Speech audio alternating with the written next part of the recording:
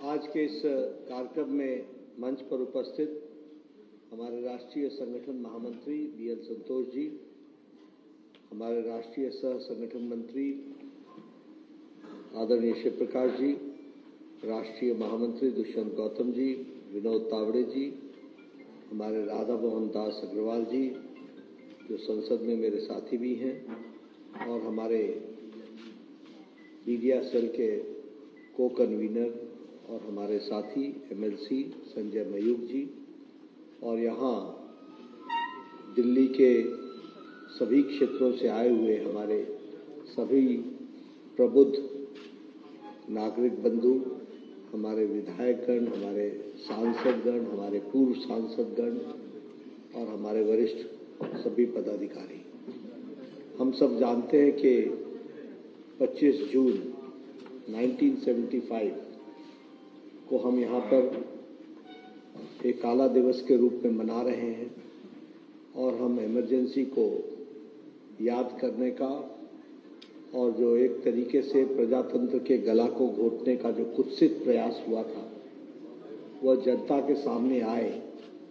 इस प्रयास से भारतीय जनता पार्टी सारे देश में इस तरीके का कार्यक्रम कर रही है, और उस कार्यक्रम में आज यहाँ भी दिल्ली प्रदेश में भी और राष्ट्रीय कार्यालय में भी और बाकी सब स्थानों पर भी इस तरीके के कार्यक्रम हो रहे हैं, जहाँ हम इमरजेंसी को याद करते हैं और इमरजेंसी के दिनों को हम याद करके जो कुत्सित मानसिकता थी वह फिर से आगे कितनी बड़ी चैलेंज है उसको समझ करके याद रखना यह प्रजातंत्र के लिए, सजग प्रजातंत्र के लिए आवश्यक है। इस बात को ध्यान में रखते हुए आज हम सब लोग यहाँ पर एकत्र आए हैं। हम अभी 18वीं लोकसभा का गठन और देश का चुनाव का सबसे बड़ा पर्व हम मना करके आए हैं। सबसे पहले तो हमको ये समझना पड़ेगा कि हमारा देश, जिसे हम मदर ऑफ डेमोक्रेसी कहते हैं, और जो लगभग 1100 साल पहले का भी है, जो चित्र हम सबको देखने को मिलता है, जिसमें उत्तरा मेरू स्थान पर प्रजातंत्र की बुनियादी बातों का हमको जिक्र मिलता है, और इसीलिए हम गौरव के साथ कहते हैं कि डेमोक्रेसी कोई वेस्टर्न वर्ल्ड की देन नहीं है, मदर ऑफ डेमोक्रेसी रही है तो वो भारत रही है। और ऐसे प्रजातंत्र को का गला घोटने का काम कांग्रेस पार्टी ने किया, वो भी हमको ध्यान में रखना चाहिए। लेकिन हम सबको यह भी मालूम है कि देश उसके खिलाफ खड़ा हुआ और हम लोगों ने डट करके उसका विरोध किया, और उसी का नतीजा है कि प्रजातंत्र भी बहाल हुआ, और आज दुनिया का सबसे बड़ा लोकतंत्र का चुनाव भी अभी हम संपन्न करके 18वीं लोकसभा हम बना रहे हैं। मित्रों, यहाँ बहुत से लोग हैं, मुझे मालूम नहीं, लेकिन मैं आप सब से इतना जरूर चाहूंगा कि आप जिन लोगों ने इमरजेंसी देखी है उनसे आप इस सप्ताह में जरूर मिलिए, और उनसे आप जरा जानने का प्रयास कीजिए कि किस तरीके को भारत को पहुंचा दिया गया, कैसी परिस्थिति ला करके खड़ी कर दी थी। आज का नौजवान का बच्चा कभी कल्पना भी नहीं कर सकता, और ये कल्पना इसलिए नहीं कर सकता कि उस समय जिन लोगों ने प्रजातंत्र की रक्षा के लिए अपनी आहुति दी थी, उसकी ताकत के कारण आज प्रजातंत्र मजबूत होकर के खड़ा है, कि वो आज हम कोई कल्पना नहीं कर सकते कि इस तरीके से। मैं जब इस बात को कहता हूं तो आपको इस बात को भी ध्यान में लाना चाहता हूं कि आज 50 साल हो गए हैं, 50 इयर्स, 50वां साल है जब हमने इमरजेंसी के दुर्दिन देखे थे। आप कल्पना नहीं कर सकते हैं, एक रात में 9000 लोगों को उठा लिया गया, एक रात में। और किनको उठाया गया? कोई देश का नेता, प्रमुख नेता बचा नहीं था। मोरारजी देसाई, मोहन धारिया, अटल बिहारी वाजपेयी, लाल कृष्ण आडवाणी, ऐसी लंबी श्रृंखला है जिनको उसी रात उठा लिया गया और उनको जेल में 1 दिन नहीं, 2 दिन नहीं, 19 महीने से ज्यादा रहना पड़ा। 19 महीने से ज्यादा रहना पड़ा। यह परिस्थिति लाकर के खड़ी की। और क्या कसूर था? कसूर सिर्फ इतना था कि प्रजातंत्र की मजबूती के लिए और प्रजातंत्र की रक्षा के लिए उन्होंने आवाज उठाई थी। हम सबको मालूम है, मुझे जहां तक याद पड़ता है, शायद वो 12 जून की तारीख थी जब इलाहाबाद हाई कोर्ट का 1975 में 12 जून को इलाहाबाद हाई कोर्ट का फैसला आया था। और उस इलाहाबाद के हाई कोर्ट के फैसले के कारण प्रधानमंत्री उस समय इंदिरा गांधी जी थी, उनका चुनाव निरस्त हुआ था। वो अनफेयर मीन्स से चुनाव लड़ रही थी। ये इलाहाबाद हाई कोर्ट का जजमेंट था। आप सोच सकते हैं, आज हमारे नौजवान बच्चों को शायद पता नहीं होगा, हमारे नौजवानों को मालूम नहीं होगा कि प्रधानमंत्री अपने कुर्सी पर रहते हुए इंडिक्ट हुई थी इलाहाबाद हाई कोर्ट से, और इलाहाबाद हाई कोर्ट ने उनके चुनाव को निरस्त किया था। और यही नहीं, 6 साल तक इलेक्शन से डिबार भी किया था। यह स्थिति आकर के खड़ी हुई थी। इस तरीके से उस समय की स्थिति आई थी। और उसके बाद कानून को बदला गया। कानून को बदलने के बाद श्रीमती इंदिरा गांधी प्रधानमंत्री के रूप में मौजूद रही। और यह जो लड़ाई चल रही थी, वैसे तो लगभग 1974 से शुरू हो गई थी, जयप्रकाश नारायण जी के आंदोलन के माध्यम से, जो सारे देश में प्रजातंत्र को बचाने के लिए और बेरोजगारी, भ्रष्टाचार, भाई भतीजावाद के खिलाफ जो आंदोलन चल रहा था, उस आंदोलन के माध्यम में ये जब श्रीमती इंदिरा गांधी का फैसला आया और जिस तरीके से उन्होंने संविधान को बदल करके अपनी कुर्सी की रक्षा करने का प्रयास किया, उस समय सारा देश आंदोलित हो गया, उद्वेलित हो गया। और उस उद्वेलना को रोकने के लिए 25 जून की रात को श्रीमती इंदिरा गांधी ने इमरजेंसी लगाई और हजारों लोगों को उसी रात को उनको अरेस्ट कर लिया गया, जिसमें मैंने नाम आपको बताया। देश का कोई प्रमुख नेता नहीं था जो बचा हो, कोई प्रमुख नेता नहीं था। यानी अगर आप 1977 के लोकसभा के प्रत्याशियों की सूची उठाएंगे तो उस सूची में जो भी एमपी बना, वो कोई ऐसा मेंबर पार्लियामेंट नहीं था जिसने 18 महीने 19 महीने जेल में नहीं काटे हो। इस तरीके की परिस्थिति थी। और मैं एक बात और आपको बताना चाहूंगा, और इसीलिए हम कहते हैं कि जब रक्षा करने की बात की जाती है देश के, तो हमारे स्वयंसेवक, हमारे राष्ट्रीय स्वयंसेवक संघ के लोगों ने भी उस समय पूरा अपना योगदान किया। लगभग 1,40,000 लोग, आप आंकड़े पर ध्यान दीजिएगा, 1,40,000 लोग MISA, maintenance of internal security act और defence of Indian rule, DIR के तहत गिरफ्तार हुए थे। 1,40,000। और आपको जान करके ये भी गौरवान्वित महसूस होगा कि उसमें से लगभग 75,000 से 80,000 लोग वो हमारी विचारधारा के थे। राष्ट्रीय स्वयंसेवक संघ, भारतीय जनता पार्टी, उस समय भारतीय जनसंघ होता था, उसके लोग। ऐसे लाखों परिवार हैं जिन्होंने अपना सर्वस्व लगा करके उस समय देश की रक्षा के लिए आए थे।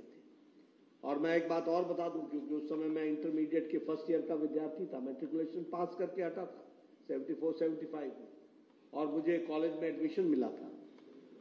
मैं आपको बताना चाहता हूं कि इस तरीके का वातावरण बना दिया गया था, जिस वातावरण में घर के अंदर भी उन्मुखता से बात नहीं कर सकते थे।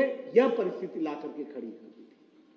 पता नहीं मेरा भाई ही मुखबिर हो सरकार का, पता नहीं कौन हमारे घर से ही हमारी CID करता हो। इस तरीके का एक प्रश्नवाचक चिन्ह आकर के खड़ा हो गया। और मैं जब बताता हूं कि इंटरमीडिएट का विद्यार्थी था। कॉलेज नहीं दिखते थे, वो पुलिस की छावनी दिखती थी, छावनी, कैंप दिखता था। मैं आपको बताना चाहता हूं, आज चर्चा हो रही है, मुझे अपने कॉलेज के दिन याद आ रहे हैं। आप कभी इमेजिन करेंगे कि 2 साल के दौरान, मेरी इंटरमीडिएट के दौरान, मेरे क्लास को 2 बार अरेस्ट किया गया, 2 बार, इंडिविजुअली नहीं, सारी क्लास को। और सिर्फ दोष क्या था?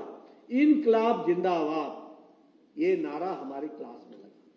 सारी क्लास को उठा करके ट्रकों में बैठा करके, बॉर्डर सिक्योरिटी फोर्स और सीआरपीएफ के ट्रकों में बैठा करके जेल में डालने का काम किया, 2 बार। ये मैंने अपनी आंखों से देखा। हमें एक बार नहीं, अनेकों बार कॉलेज के प्लेग्राउंड से उठा करके, और हमें ही नहीं, सारी क्रिकेट की टीम को, सारी फुटबॉल की टीम को, सबको उठा करके हमारे शहर से 20 किलोमीटर दूर जाकर के किसी अनजान जगह पर छोड़ने का काम ये हमारे कॉलेज के बच्चों के साथ हो रहा था, जो सिर्फ अपने जोश में, नौजवानी में इनकलाब जिंदाबाद का नारा लगाते थे, जयप्रकाश नारायण जिंदाबाद का नारा लगाते थे, इस पर इस तरीके की परिस्थिति ला करके खड़ी की थी। और जैसा मैंने कहा कि 1,40,000 लोग, और उसमें से ज्यादातर लोग हमारी विचारधारा के थे, जिनको अरेस्ट किया गया, लेकिन एक भी नहीं टूटा। हर दिन सत्याग्रह हो रहे थे, और आप सबको मालूम है कि इस इमरजेंसी को हम लोगों ने पूरे 19 महीने झेला, और उसके बाद फिर चुनाव हुआ, और उसमें एक बात और ध्यान में रखनी चाहिए, मीडिया पर प्रतिबंध लगा, सेंसर्ड मीडिया, कुछ नहीं आता था। हमें याद है, हम कॉलेज के दिनों में जो पर्चियां छपती थी वो रात को हॉस्टल में डिस्ट्रीब्यूट करते थे, बताते थे कि देश की स्थिति क्या है, कहां क्या चल रहा है, किस तरीके से जुर्म ढाए जा रहे हैं, और किस तरीके से चीजों को रोका जा रहा है, प्रजातांत्रिक लोगों को रोका जा रहा है। ये उस समय नारा लगा था, India is Indira, Indira is India. ये इनकी सोच हो गई थी, ये प्रजातंत्र का गला घोटने वाले लोग। अब ये बात अलग है, अलहदी है कि राहुल गांधी जी ने इतिहास कम पढ़ा है, इसलिए उनको इतिहास की जानकारी कम है। वैसे भी पढ़ने लिखने का शौक शायद कम है, मालूम नहीं डिग्री कितनी आई है, लेकिन इतिहास कम पढ़ा है, उनको जानकारियां नहीं है किस तरीके से उस समय प्रजातंत्र के गले को घोटने के लिए जो प्रयास हुआ था, और किस तरीके के उस समय डायलॉग हुए थे, किस तरीके के उस समय शब्द बोले गए थे। और हम सबको मालूम है कि फिर 1977 में उसके बाद जिस तरीके से आंतरिक लोकतंत्र बहाल हुआ और तानाशाही वाली सरकार गई, ये सब हम लोगों के सामने, आंखों के सामने है। और फिर जनता पार्टी की सरकार आई। मैं यहां ये भी बताना चाहता हूं कि कांग्रेस के सोच में, उनके कार्यशैली में, उसमें प्रजातंत्र की कोई गुंजाइश ही नहीं है, कोई गुंजाइश नहीं। आप कांग्रेस का इतिहास उठा करके देखिए, क्या यह सच्चाई नहीं है कि सुभाष चंद्र बोस एक इलेक्टेड प्रेसिडेंट थे, जिनको प्रेसिडेंट रहने के बावजूद उनको हटना पड़ा और इस्तीफा देना पड़ा? क्या यह सच्चाई नहीं है कि सरदार पटेल, जो सबसे पॉपुलर लीडर थे, वो प्रधानमंत्री नहीं बन सके? क्या यह सच्चाई नहीं है कि बाबा साहब अंबेडकर, जो संविधान के निर्माता, ड्राफ्टिंग कमेटी के चेयरमैन, जिनकी हम दुहाई देते हैं, जिनके कारण संविधान बना, उसके खिलाफ कांग्रेस पार्टी ने नहीं, एक बार नहीं, जब भी वो चुनाव लड़े उनके खिलाफ कैंडिडेट खड़ा किया गया? और क्या भी यह सच्चाई नहीं है कि वो कैबिनेट के सदस्य रहते हुए उनको इस्तीफा देना पड़ा? इसलिए कांग्रेस पार्टी के सोच में विपक्ष की कोई जगह ही नहीं। जिसने विपक्ष किया वो जाए, पेरिश हो जाए, वो रहे नहीं, उसको समाप्ति करने में कांग्रेस ने कोई भी कसर नहीं छोड़ी है। इस बात को हमको ध्यान रखना है। और इसीलिए अभी मैं जब इमरजेंसी की बात बोलता हूं, किस तरीके से लोगों के साथ उत्पीड़न हुआ, इसकी जब मैं चर्चा करता हूं तो मैं एक बात बताना भूल गया। मीडिया को रोकने के हर तरीके के प्रयास तो हुए, लेकिन जर्नलिस्टों को भी जेल में डाला गया, उनको भी जेल की सलाखों के पीछे रखा गया। और मैं जानना चाहता हूं कांग्रेस पार्टी से, आजकल ये नेता बड़े संविधान की कॉपी लेकर के फिरते हैं, इनको इतिहास इन्होंने पढ़ा नहीं है। इनको चाहिए कि जाएं राजघाट पर और देश से जाकर के माफी मांगे महात्मा गांधी की समाधि पर, और देश से माफी मांगे जिन्होंने प्रजातंत्र का गला घोटा और देश को रोकने का प्रयास।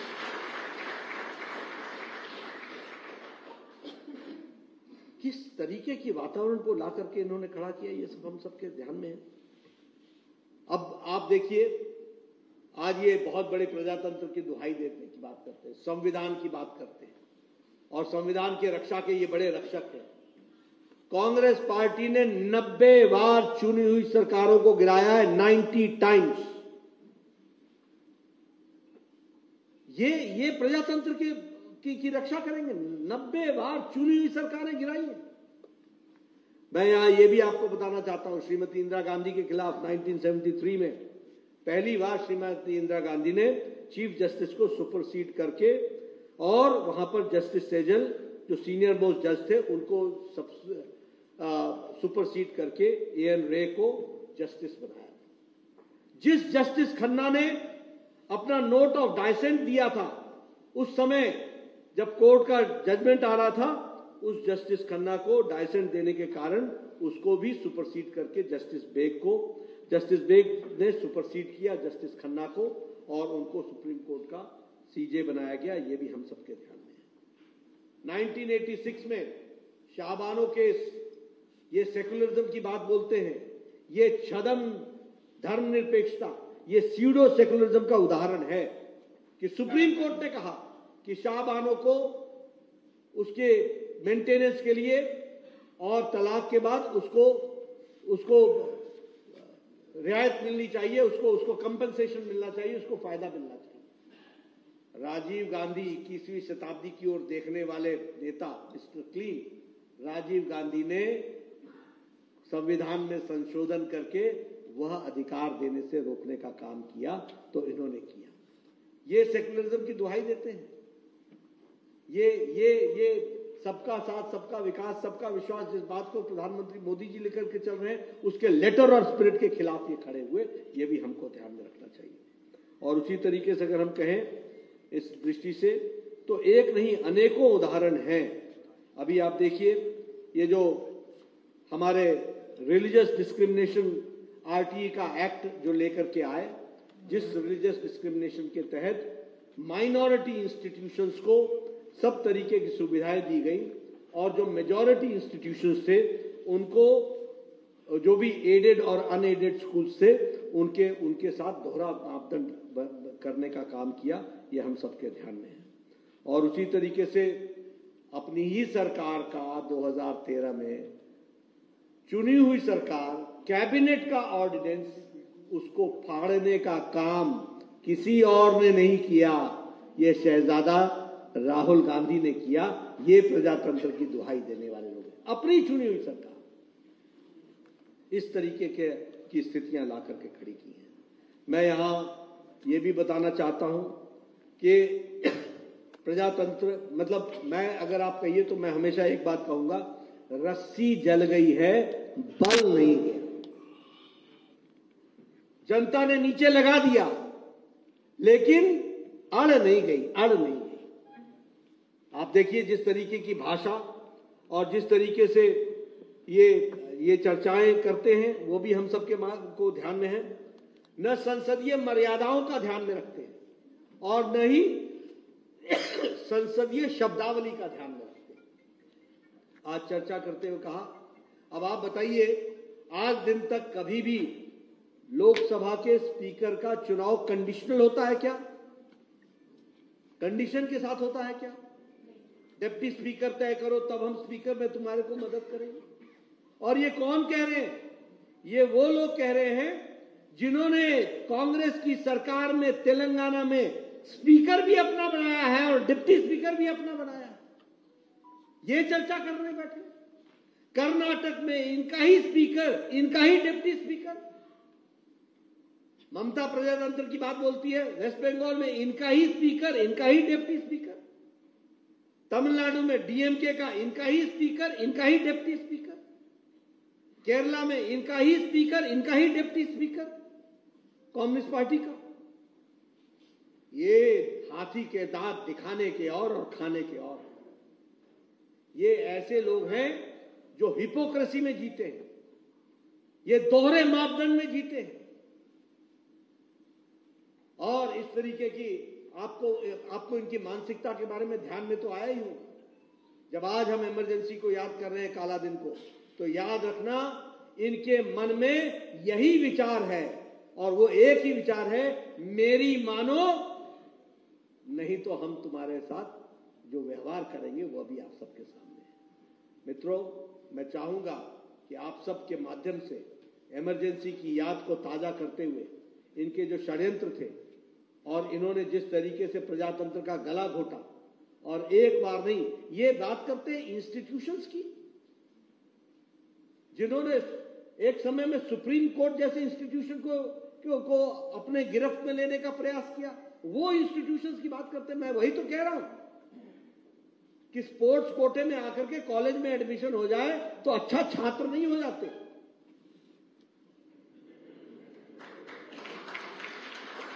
छात्र होने के लिए पढ़ना पड़ता है और पढ़ने के लिए मेहनत करनी पड़ती है और इतिहास जानने के लिए तो बहुत कुछ जानना पड़ता है। ये सिल्वर स्पून से पैदा हुए लोग ये क्या जाने प्रजातंत्र की दुहाई देने वाले। इसलिए मित्रों, ये हमारी जिम्मेवारी है कि हम प्रजातंत्र की रक्षा करेंगे। आप बताइए, प्रधानमंत्री मोदी जी के नेतृत्व में 10 साल सरकार चली है, सिवाय जम्मू कश्मीर को, और उसमें भी प्रधानमंत्री मोदी जी ने पार्लियामेंट में कहा था, गृह मंत्री जी ने कहा था कि वहां पर फिर से रिस्टोर होगा और डेमोक्रेसी में वहां पर चुनाव होगा। और अभी भी श्रीनगर में बोल करके आए। कोई राष्ट्रपति शासन लगा है क्या? कहीं लगा है क्या? ये प्रजातंत्र के मूल्यों के लिए जीना पड़ता है। हमें मालूम है कि बिहार में लालू सरकार ने क्या क्या उपद्रव किए। हमें मालूम है कि वेस्ट बंगाल में आज किस तरीके से प्रजातंत्र का गला घोटा जा रहा है, किस तरीके से बांग्लादेशी घुसपैठियों को पनाह दी जा रही है। हमें मालूम है कि किस तरीके से वहां के प्रजातंत्र को हर तरीके से नुकसान पहुंचाने की कोशिश की जा रही है। लेकिन हम वो लोगों में से हैं जो प्रजातंत्र की लड़ाई प्रजातंत्र की ताकत से लड़ते हैं। इस बात को भी हमको ध्यान रखना है। लेकिन ये वो लोग हैं जो हर तरीके से षड्यंत्र करके प्रजातंत्र को कुत्सित करने का, गला घोटने का काम करते हैं। और इसीलिए हम ये चाहेंगे कि आप इन सारी बातों को जनता के बीच में ले जाएं।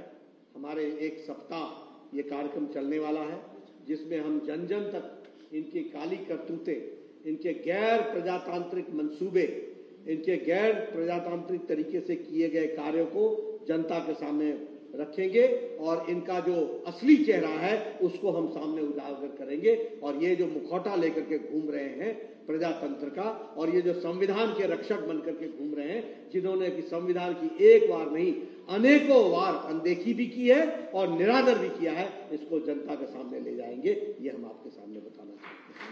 आप सब लोगों ने मेरी बात को बहुत गौर से सुना है, इसके लिए आप सबका बहुत बहुत धन्यवाद। आगे ये कार्यक्रम चलेंगे। इन्हीं शब्दों के साथ धन्यवाद।